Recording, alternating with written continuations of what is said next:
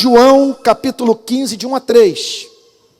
Eu vou pedir que a partir de agora, os irmãos, por favor, evitem usar aparelho de telefone celular, mantenham-se quietinhos, os pais também, na medida do possível, aquietem seus filhos queridos, para a gente ter um ambiente assim, bem agradável e propício para a exposição da palavra de Deus. Então, nós estamos dando sequência hoje à série de mensagens sobre o Evangelho de João. E o texto desse domingo é João 15, de 1 a 3, que diz assim: eu sou a videira verdadeira e o meu pai é o que cuida da vinha.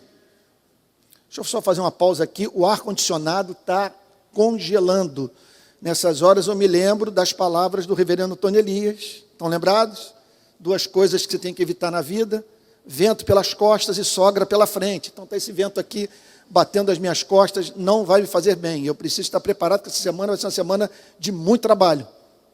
Obrigado. É só tirar o jato de ar que está vindo aqui. Então vamos lá. Eu sou a videira verdadeira e meu pai é o que cuida da vinha. Todo ramo que estando em mim não der fruto, ele o corta. E todo que dá fruto, ele limpa, para que produza mais fruto ainda.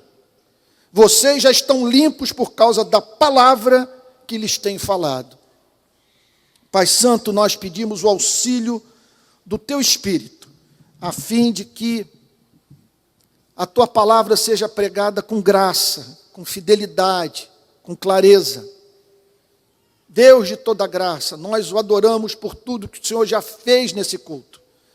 Nós o bendizemos pelas suas excelências e pelas orações que tu tens ouvido.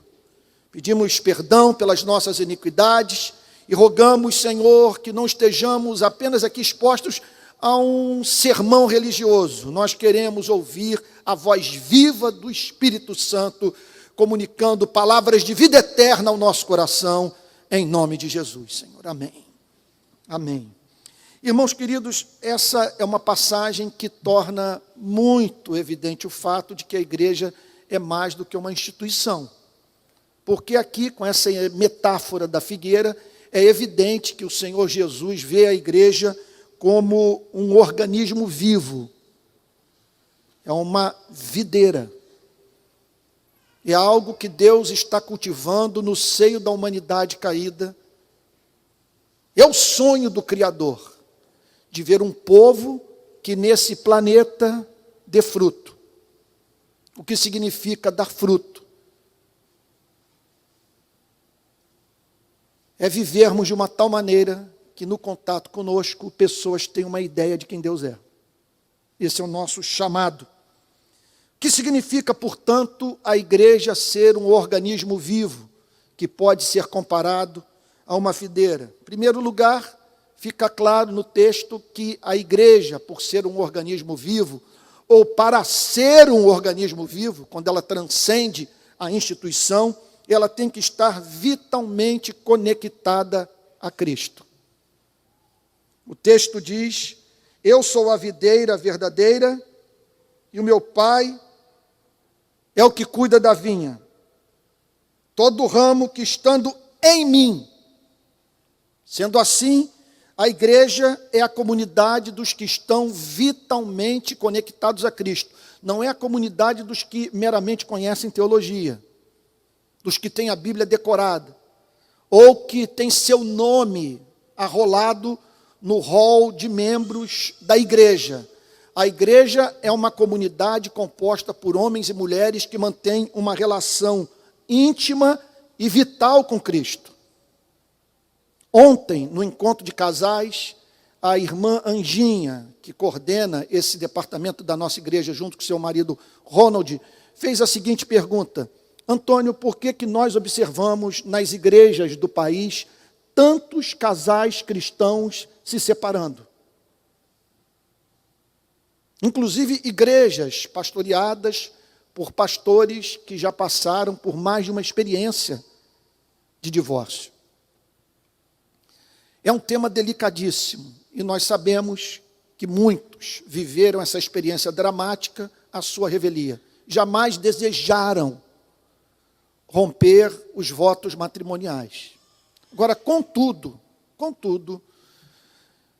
me parece que o que nós enfrentamos na esfera da família e enfrentamos em outras áreas mais da vida dos membros das mais diferentes igrejas do país, e isso eu vejo refletido de uma forma muito especial nas redes sociais, no comportamento dos evangélicos, no Facebook, no Instagram, no Twitter, me parece que é muito resultado, eu diria que é corolário desse cristianismo sem Cristo. Igrejas que cresceram a partir de experiências espúrias de conversão. Porque eu dizia ontem no encontro de casais, o casamento cristão tem uma peculiaridade. Casamento cristão não é baseado no amor romântico, é baseado em pacto. Significa você manter a relação, ainda quando esta relação não corresponda às expectativas do amor romântico. Você tem uma aliança com alguém que se entregou para você, que poderia ter se entregado para uma outra pessoa, e você e eu somos responsáveis por quem cativamos. Isso envolve renúncia. Um casamento baseado numa aliança, num pacto, requer compromisso do ser humano de morrer para si mesmo, a fim de comunicar vida àquele com quem tem uma aliança firmada na presença de Deus. Para isso, para que esse pacto seja cumprido, nós precisamos de cristãos. Só um cristão para viver na plenitude de um relacionamento como esse.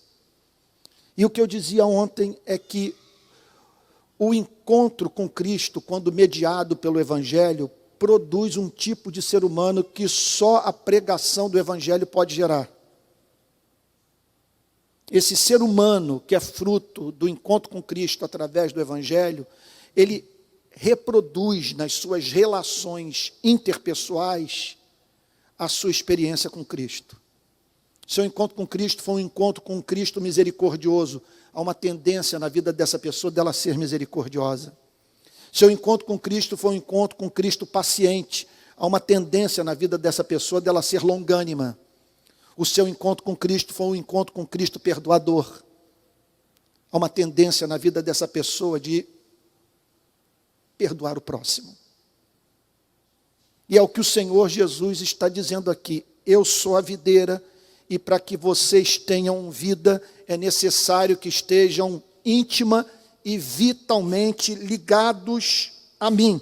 Porque a vida do verdadeiro cristão e, consequentemente, a vida da verdadeira igreja deriva da vida de Cristo. Sem essa relação vital com Jesus Cristo, permitam-me lembrar a pregação da semana passada, que para mim foi a mais importante do ano.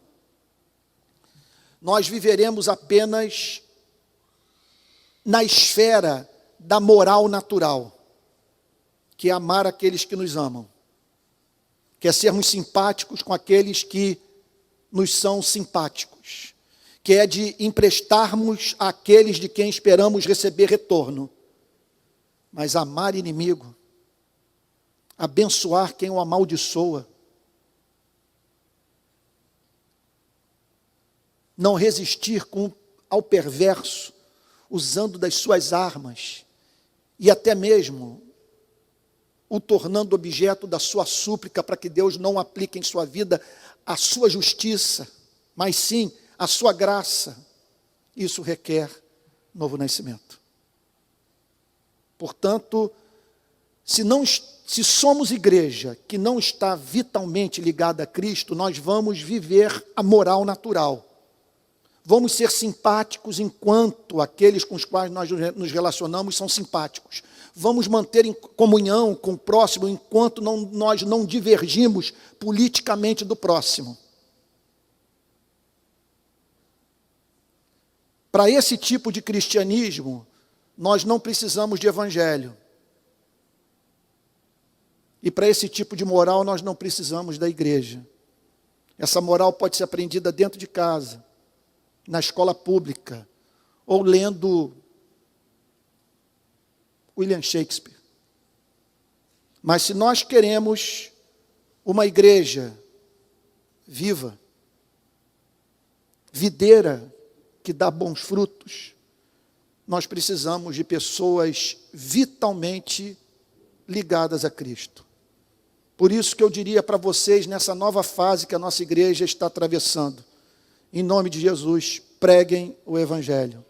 Preguem o Evangelho nos grupos pequenos, preguem o Evangelho nas classes de escola dominical e exijam que aqui do púlpito dessa igreja o Evangelho seja pregado. Porque sem Evangelho não há ligação vital, íntima com Cristo. E sem relação íntima, vital com Cristo, a igreja não dá fruto. Ela apenas reproduz a cultura dentro da qual está inserida. Então essa é a primeira característica da igreja, organismo vivo. Está conectada íntima e vitalmente a Cristo. Em segundo lugar, está sujeita ao cuidado providencial do Pai. O Senhor Jesus declara: eu sou a videira verdadeira e o meu Pai é o que cuida da vinha. Com isso, o que o texto está dizendo é que Deus tem ciúme da igreja. Deus tem zelo pela vida da igreja. Deus mantém os seus olhos voltados para a igreja, a ponto que eu creio que eu posso dizer, sem medo de estar errado, que a suprema obra providencial de Deus é cuidar da igreja, não da instituição. Deus não tem, de certa forma, nenhum compromisso com a Igreja Presbiteriana do Brasil, com a Igreja Metodista do Brasil, com a Igreja Batista brasileira. Seu compromisso, ou seja, essa promessa, se aplica ao organismo vivo, que está aqui dentro, mas que eu não tenho a mínima dúvida, não é composto por todos os que por aqui já passaram ou aqui se encontram.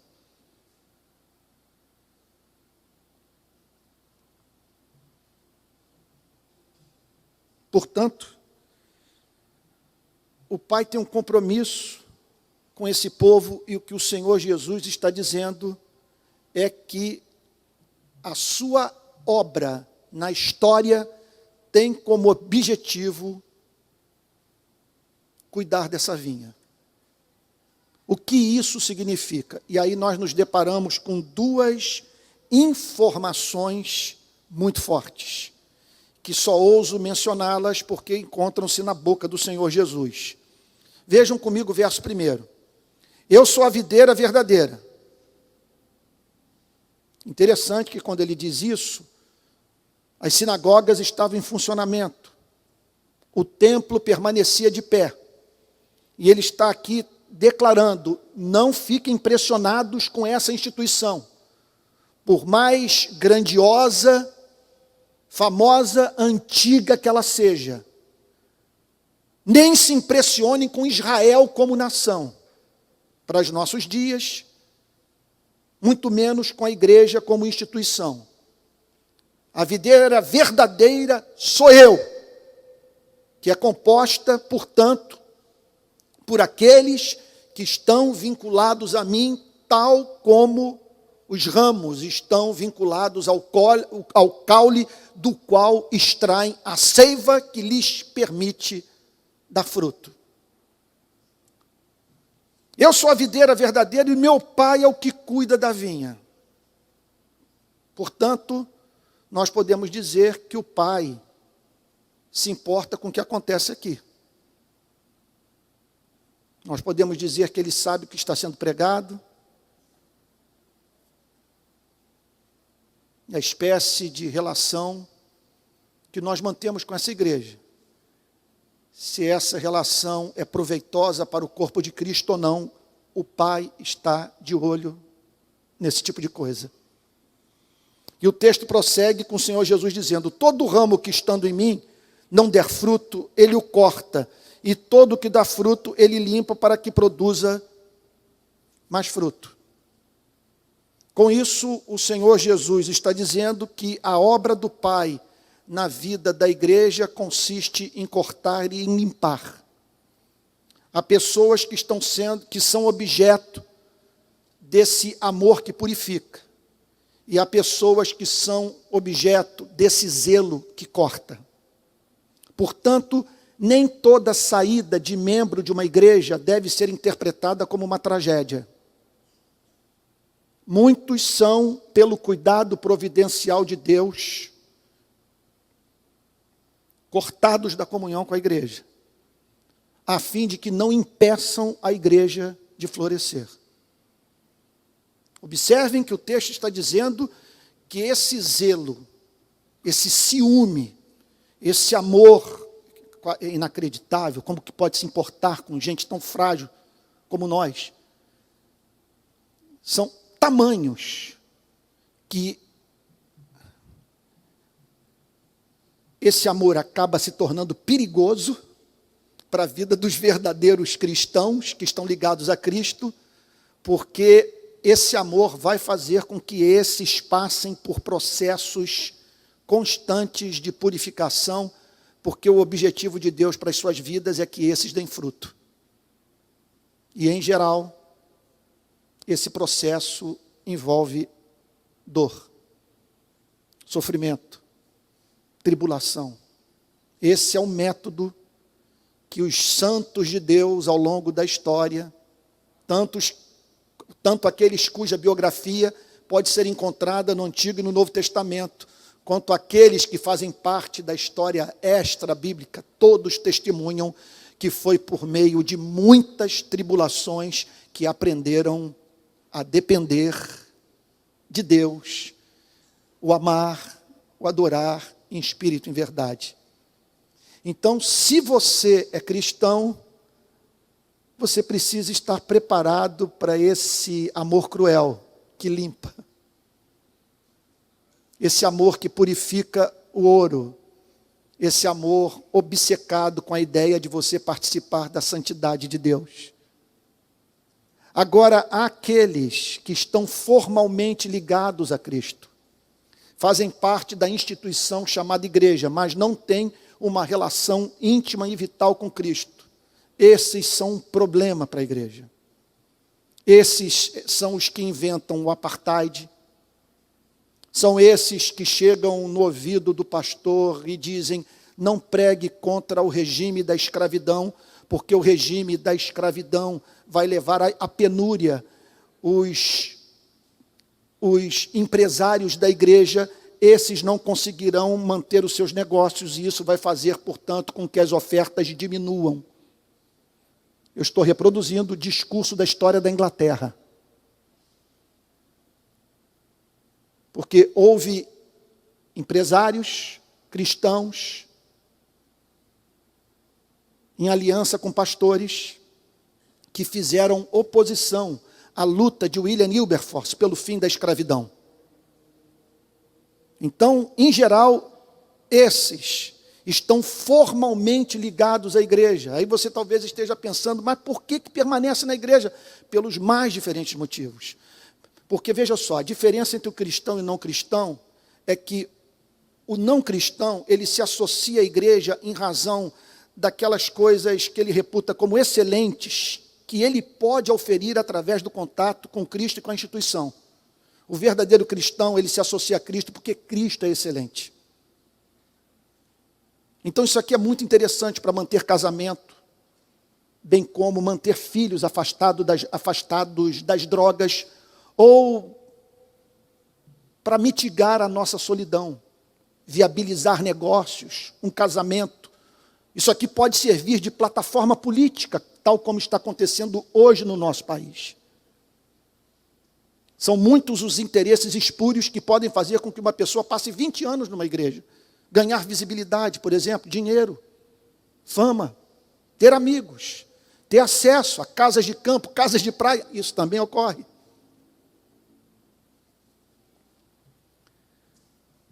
E o que o texto diz é que esses que estão ligados a Cristo mas que nunca deram fruto, serão cortados. Não tenho a mínima dúvida de que quando o Senhor Jesus falou sobre isso, a associação a Judas Iscariotes foi direta. Porque ele estava na videira, sem, contudo, jamais extrair benefício dessa relação. Nunca deu fruto. E aí aconteceu na vida de Judas a pior maldição que pode acontecer na vida de um ser humano. Não há nada que mais devamos temer na vida do que o endurecimento judicial. O que é o endurecimento judicial? Uma pessoa, durante anos a fio, resistindo à obra do Espírito Santo, apesar do acesso à ceia do Senhor, do acesso à pregação da palavra, à comunhão da igreja, até que chega um ponto que essa pessoa é endurecida para sempre e jamais vem a se converter.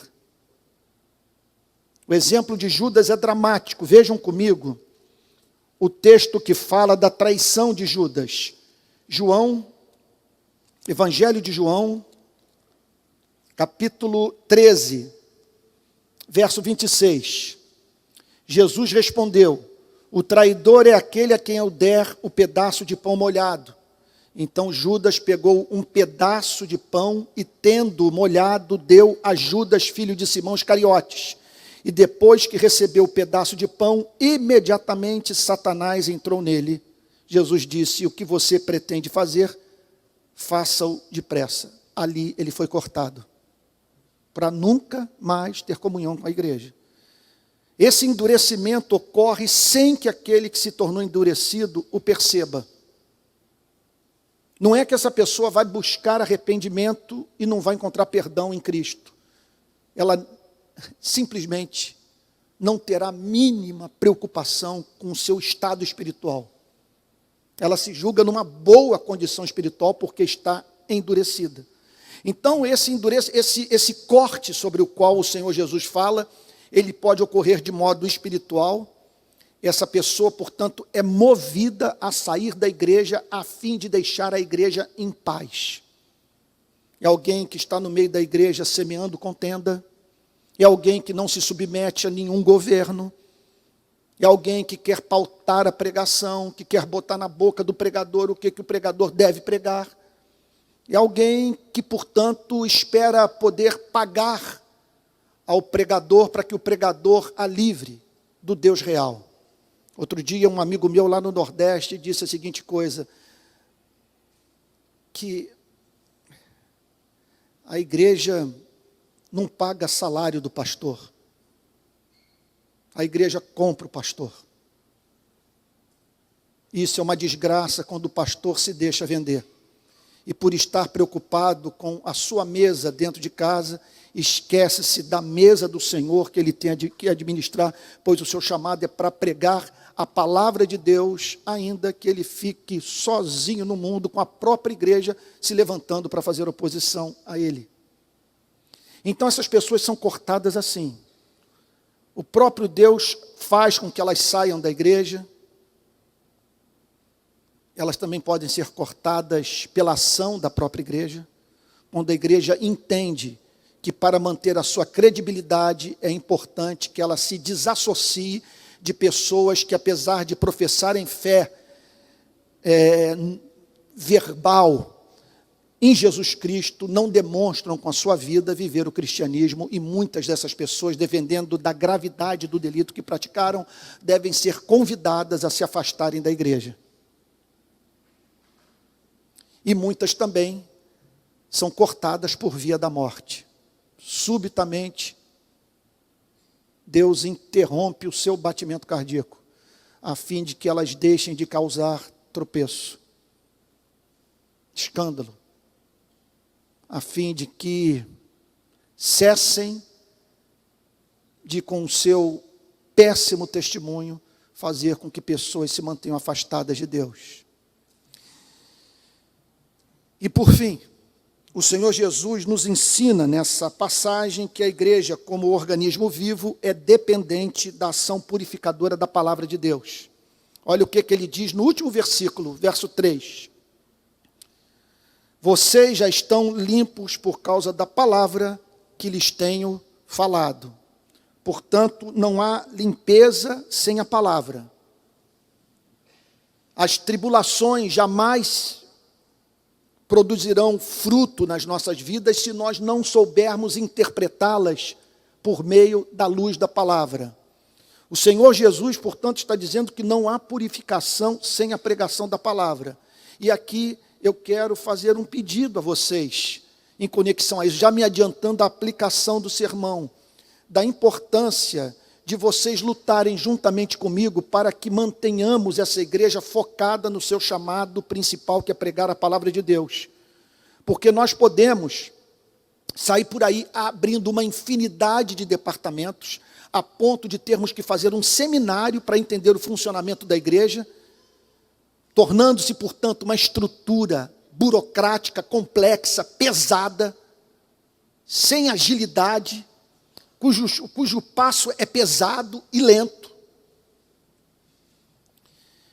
E assim, perdendo de vista o fato de que o chamado da igreja é para pregar a palavra de Deus. Olha, eu vou dizer uma coisa. Às vezes eu me imagino eu começando o cristianismo hoje. Eu penso que eu lidaria com a igreja da mesma forma que eu lidei com 20 anos, quando eu botei pela primeira vez o pé numa igreja evangélica. Eu não quero saber se essa igreja tem ar-condicionado, eu não quero saber se essa igreja tem a melhor banda de música da cidade, ou se ela investiu muito em tecnologia. Não quero saber se essa igreja tem muitos retiros, organiza muitas festas. Não quero saber, se essa igreja oferece estacionamento para o meu automóvel. Só quero saber de uma coisa: o evangelho de Jesus Cristo é pregado nessa igreja? O que o Senhor Jesus está dizendo é que a palavra que purifica a igreja. Aqui é um lugar da palavra e nós não podemos nos deixar assim, ter atenção desviada por uma pauta que nos é apresentada muitas vezes por crianças em Cristo. Crianças em Cristo querem teatro, querem movimentação, querem pirotecnia no culto. Enquanto que os cristãos que têm suas faculdades amadurecidas pelo Espírito Santo querem o alimento espiritual e são capazes de relevar muita imperfeição na igreja, desde que a palavra de Deus esteja sendo pregada no poder do Espírito Santo. Às vezes eu vi vendo pessoas falando que a igreja tem que se preparar para receber os jovens e, portanto, ela tem que seguir um dinamismo que torne um ambiente agradável para os pobres, para os jovens. Aí eu corro pelo Brasil, em geral, quase todas as igrejas que eu prego é gelo seco atrás do tablado, saindo uma fumaça, aquelas luzes. As igrejas, inclusive, estão batendo bolão em tecnologia. Como tem investido em tecnologia, telões de LED, impressionante isso. Não sei de onde sai tanto dinheiro. Mas pouca transcendência. Quando eu me converti,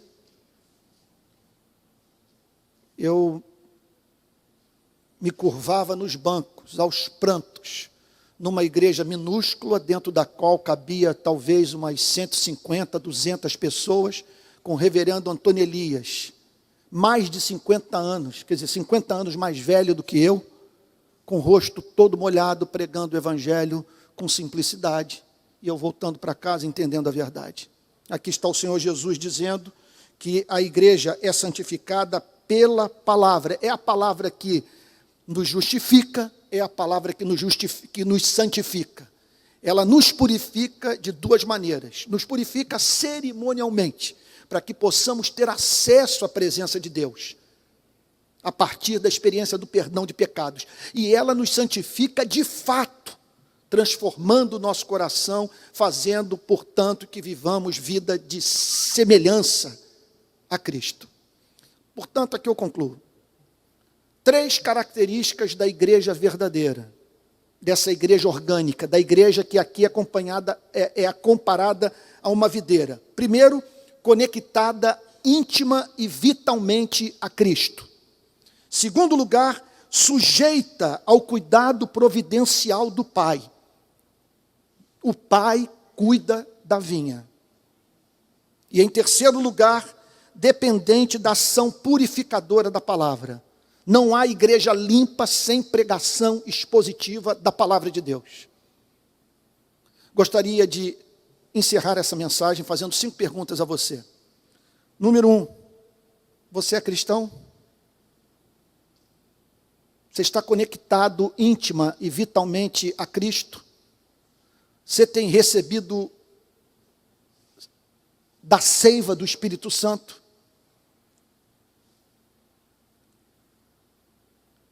Segunda pergunta.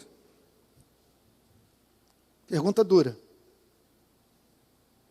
Você teme ser cortado? Se apavora com o endurecimento judicial? Observe aquele pão sendo ingerido por Judas Iscariotes e o seu coração sendo transformado para sempre, para nunca mais Judas se converter. Mas Antônio, me explica isso. Você é calvinista, você prega a perseverança dos santos, você crê e tem ensinado há dezenas de anos nessa igreja que salvação é bênção que não se perde. Sim, salvação é bênção que não se perde. Só que, quando Deus decreta os fins, Ele decreta os meios. E o meio conducente para essa perseverança até o fim é o temor de Deus. Por mais íntima que seja a sua relação com Deus, por mais certo que você esteja desse amor, haverá no seu coração o temor de entristecer o Espírito Santo e deixar de ser objeto das consolações do Espírito. E, em geral, os verdadeiros, conforme diz o Martin Lloyd Jones, os verdadeiros crentes são aqueles que sempre tremem num banco quando uma pregação evangelística é feita do púlpito da igreja. Porque existe a falsa segurança e a verdadeira segurança da salvação. Terceiro lugar, terceira pergunta a ser respondida por você e por mim nessa manhã, com base nessa passagem. Percebemos o amor purificador de Deus em nossas vidas? Ele cuida da vinha. E o Senhor Jesus diz que Ele limpa os ramos que estão dando fruto para que frutifiquem mais ainda. Você percebe que Deus está lidando com você? Lidando através das lutas, das perseguições, das tribulações, das orações que demoram a ser ouvidas. Você percebe Deus lidando com a sua alma?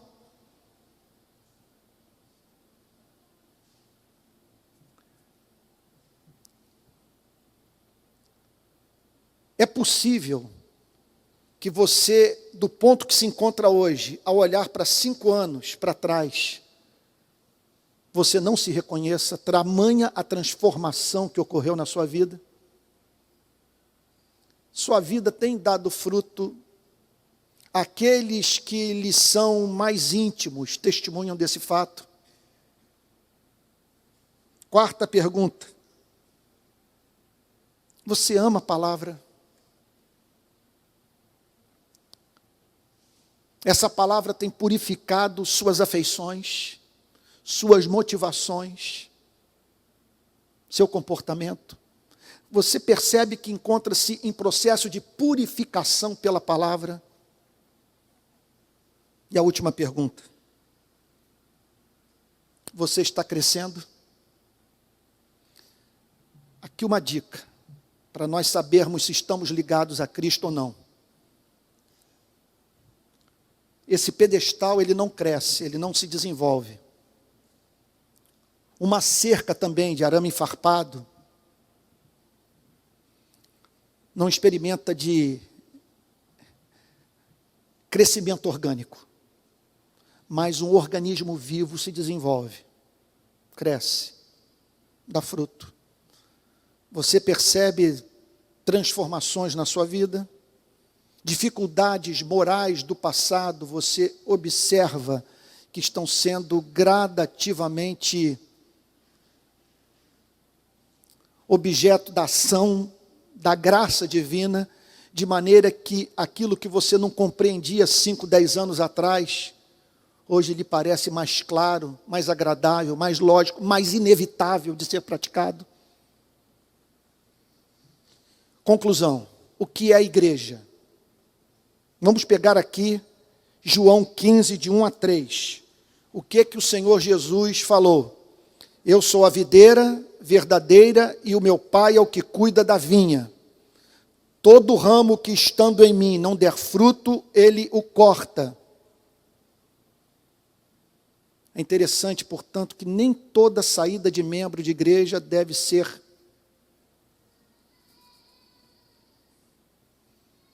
vamos assim dizer, demasiadamente lamentada por nós. Porque pode ser que você encontre essa videira menos volumosa, mas com mais fruto. E sem ramos que nada produzem, que só servem para ocuparem o espaço dos ramos que querem crescer e dar fruto, porque são possuidores de vida, em razão de estarem ligados a Cristo. Todo que dá fruto, ele limpa, para que produza mais fruto ainda. Porque a obsessão do Pai é em ver essa vinha frutificando. E por fim, vocês já estão limpos por causa da palavra que lhes tenho falado. Aqui no meu sermão, na conclusão, eu redigi uma definição de igreja. O que é igreja? Igreja é a comunidade dos que estão íntima e vitalmente ligados a Cristo, sob o cuidado do Pai, em processo de santificação pela palavra. Isso é igreja. Repito, à luz de João 15, de 1 a 3, o que é uma igreja? Igreja é a comunidade dos que estão íntima e vitalmente ligados a Cristo, sob o cuidado do Pai, que tem zelo pela vinha, e em processo ininterrupto de santificação pela palavra. Que sejamos essa igreja no Rio de Janeiro, essa videira que dá muito fruto para a glória de Jesus. Vamos ficar de pé, vamos orar.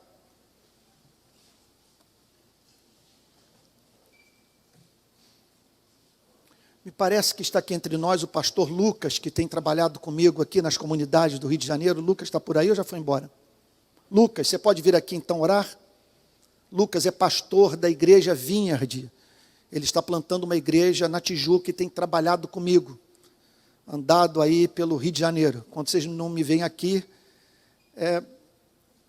estou em lugares onde muitos dos irmãos não vão. E em não poucas vezes, com a companhia do Lucas, vou pedir para que o pastor Lucas ore e impetrando a bênção apostólica. Senhor, obrigado pela revelação da Tua palavra sobre a Sua igreja. Nutre a nossa vida. Obrigado por nos chamar, nos convocar a ser parte do Seu povo. Obrigado pelo privilégio, Senhor, de temer quando a Sua voz fala conosco. Nós amamos esse processo, Senhor. Nós amamos o que o Senhor tem feito em nós. Nós amamos o fato de nos tornarmos um edifício vivo, Senhor. Um organismo vivo que vive para a Tua glória. Em nome de Jesus, que o poder do Teu Espírito faça com que nossas vidas frutifiquem em abundância numa cidade que tanto carece da revelação do Senhor. Em nome de Jesus, Pai. Que o Teu amor encha a igreja de uma confiança de que somos filhos e filhas amadas do Senhor. Que a graça de Jesus, o nosso Salvador, esse que nos transmitiu essa verdade, essa palavra que João relatou, esteja sobre nós, ó Pai, nesse processo de aperfeiçoamento e de santificação. E que a comunhão do Espírito, nosso amigo, possa pousar sobre o nosso coração e encher a nossa vida. Espírito Santo, nós desejamos ser cheios do Senhor, cheios da sua presença. É no nome santo de Jesus que eu oro. Amém. Amém.